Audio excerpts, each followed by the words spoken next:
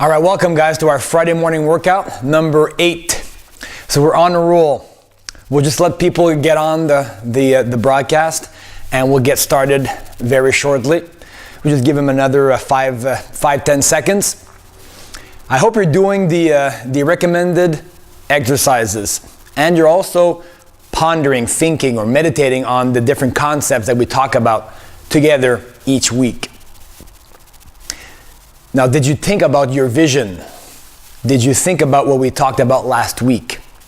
Please let me know in the comment section if you're thinking about that and you realize how important it is to have a big vision for yourself and not to settle just for the mundane or the mediocre.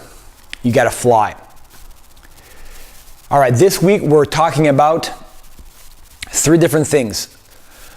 I want to talk about 2 states. There's actually 4 of them, but I want to talk about 2 today. The first one is called the Mushin state. Now, these are Japanese concepts, but it applies to anyone. And you might have heard these concepts or this philosophy in other cultures as well. The Mushin state states that you have to be in the moment, in the present moment where there is no time. It's almost like saying having no mind. That means you perform a task and you don't ask questions, you don't doubt, you don't question, you just do the work. So you're in the moment. So how does this apply to you in your martial arts, your fitness, your family time, your business, your work? You have to be in the moment. And there's nothing more important than being present in your martial art training, because that's your time. That's your personal time with yourself where you stretch, you breathe, and it's your time to just relax and be in that moment and to feel good doing the exercises or doing the different techniques. For me, using the Mushin state, my father taught me this concept many years ago, and I still to this day apply it. If I start working on something, on a project, if it's building stuff, if it's painting or doing any type of physical work, I'm going to do that work until it's done. That means that if I don't eat, if I don't sleep, I'm going to do that work. I'm totally immersed in that moment and doing that work, that job. And I don't question. I don't let my conscious mind tell me, you're hungry, you're tired, you've been working for 18 hours straight. I don't let my mind control how I feel and what I'm doing as far as the task. Does that make sense to you? Do you understand the Mushin state? Contrary to Mushin state is a modern concept called multitasking. And it's one of the most dangerous, most unproductive things you can do to multitask. Make sure to be focused on one thing. We call this also concentrated effort or concentrated action. Focused on one thing at a time.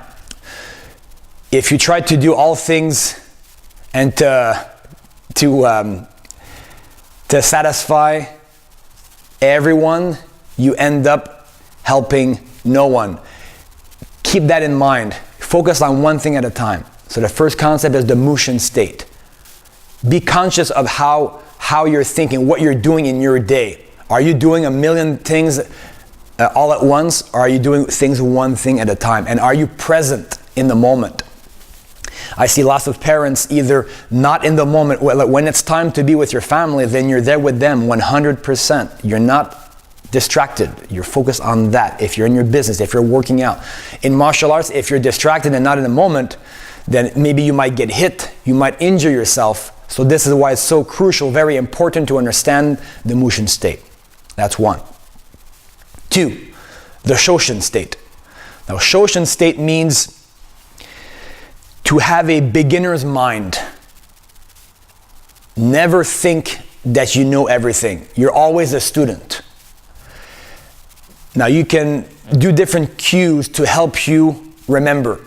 Like we talked about last week, you forget, I forget, we all forget. We need to be reminded. This is why these broadcasts are so important. Some of these concepts you already know, but it's always good to be reminded. So what I do sometimes to remind myself is I wear white. So I wear a white shirt, and like I'll wear it every once in a while. It just helps me remind me that I'm a beginner. And it just helps me think back that when I started doing martial arts, I had a white uniform. So white. Some people might wear a certain ring to remind them. Some people might have a tattoo to remind them. It's up to you. Do whatever you have to do to remind yourself of these concepts. So do you have a beginner's mind? Are you excited about learning and growing? Or are you stagnating? Are you stuck in your comfort zone? I'm here to tell you that being in a comfort zone is very dangerous. No matter how big it is, no matter how comfortable you are, whether with your physical fitness, your level of happiness, your relationships, your business, your wealth. Do not be complacent. Don't be satisfied. Go back to beginner's mind. Shoshin also means to have enthusiasm, to be excited all the time. So are you excited? See things through the eyes of a child. That way you'll never be bored. You'll never think, oh, don't be bored. My dad used to say, fun doesn't grab you by the head and shake you, hey, this is fun. You create the fun. And how do you create fun? It's by having this Shoshin state. Be like a child. Be childlike in everything you do. It'll make things more interesting. You'll have more fun, more joy, more happiness. So really keep the Shoshin state. Understand it. And most importantly, apply it. Learning is for losers. Winners are implementers. Understand that. You have to implement. Don't just learn stuff and don't apply it. So implement this within your routine, within your thinking, within your psyche. Please give me a like if, or give me some sort of reaction if you understand this and if you like this concept. There's 2 more and I'll cover them next week. All right, next, the lymphatic system. Do you know what the lymphatic system is? Let me know, yes or no. Whether you're watching this now with me live, which is the best way, because you can interact with me and ask questions, but you can still ask questions tomorrow or tonight or next week. I will answer. The lymphatic system is your sewage system. All your cells, all your organs are in this lymphatic fluid, and you need to clean it out. Do you know how to clean your own lymph system or lymphatic system? Let me tell you. First way, the most powerful way in my opinion, is through breathing. This pattern, if you're a student, you already know this pattern, but are you doing it? Are you implementing it? Here, like how it goes. Inhale slowly for 5 seconds. Hold the breath for 20 and exhale for 10. When you inhale, it activates the system. When you hold the breath, it creates this type of a vacuum effect. And when you exhale, it releases toxins. So like how do we do this? And this is live and someone's calling me on my phone. Give me 2 seconds. Sorry guys, the joys of live broadcast. When you inhale, it activates the system. When you hold the breath, it acts like a vacuum. When you exhale, you release toxins. Your cells absorb nutrients, minerals, right? That's its purpose, its job.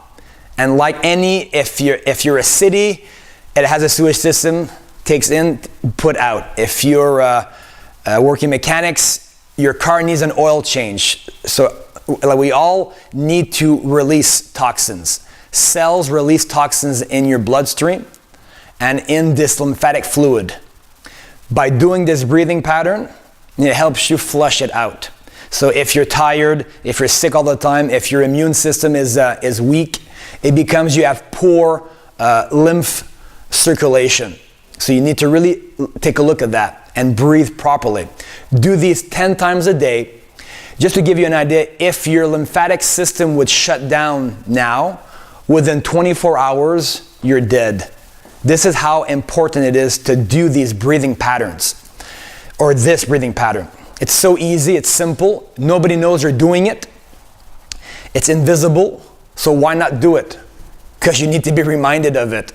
So you either put it in your phone, you wear something that makes you think of breathing. It might be a bracelet, it might be a ring, but whatever helps you remind you of doing this pattern. This is so important.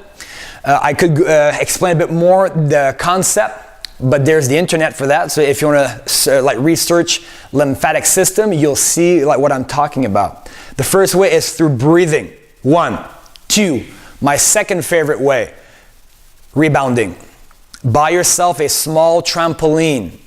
This bouncing effect helps, gravity is going to just do its work and help move the lymphatic fluid in your body. So you should rebound or bounce on a trampoline every day for 30 minutes.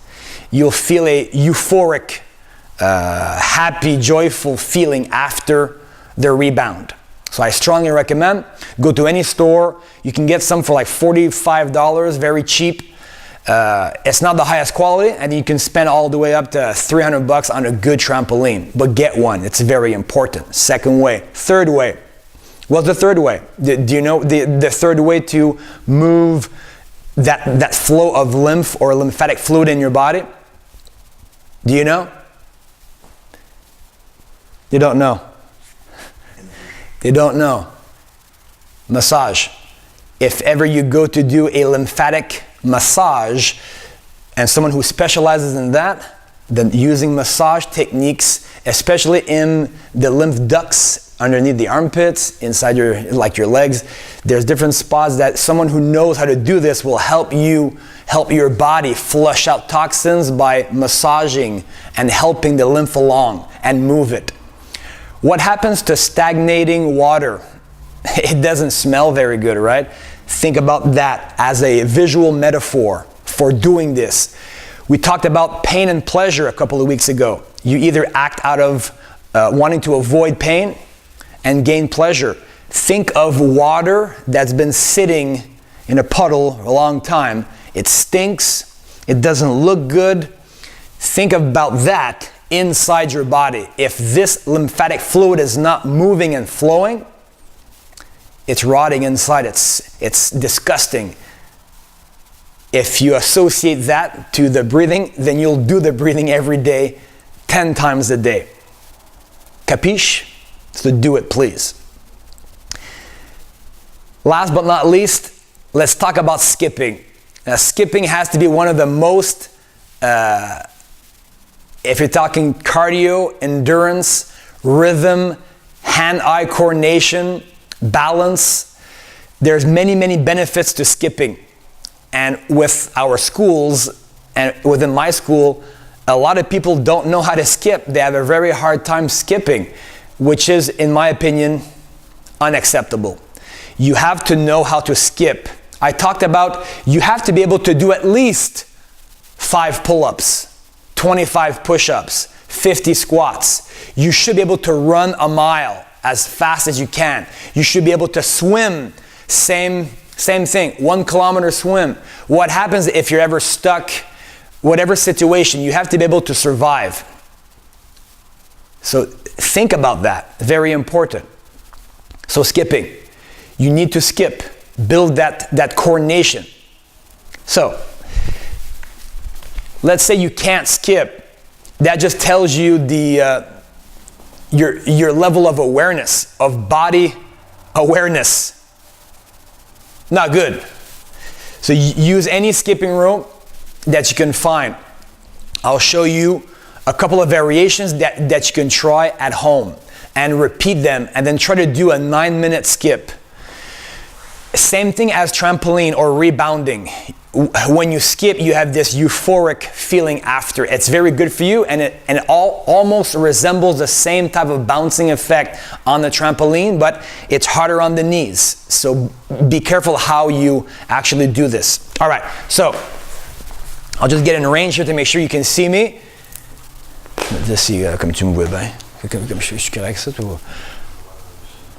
Ouais. Okay, so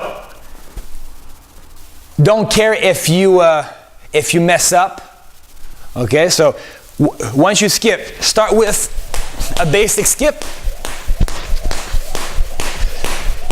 Notice how my hands are slightly pointing down in an angle away from me, and I'm letting my wrist do the work. So the first is not to do a double jump. Do a single jump only. That's your first variation. Pretty simple, right? Body is straight, good posture. Once you feel good, then do the next variation. You're gonna do a slalom. You'll go from side to side.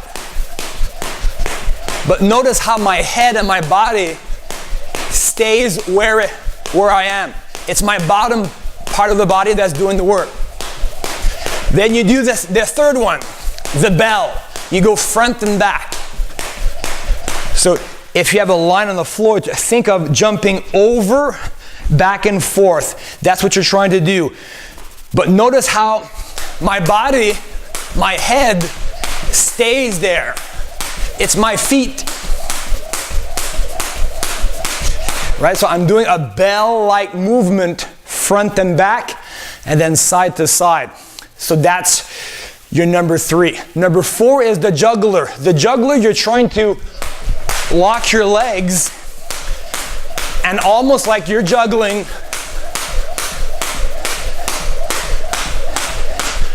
you extend your leg out and you jump forward. 4. And 5th, the last one, is the runner. You want to run. So time it where you're spinning, then start picking up your knees.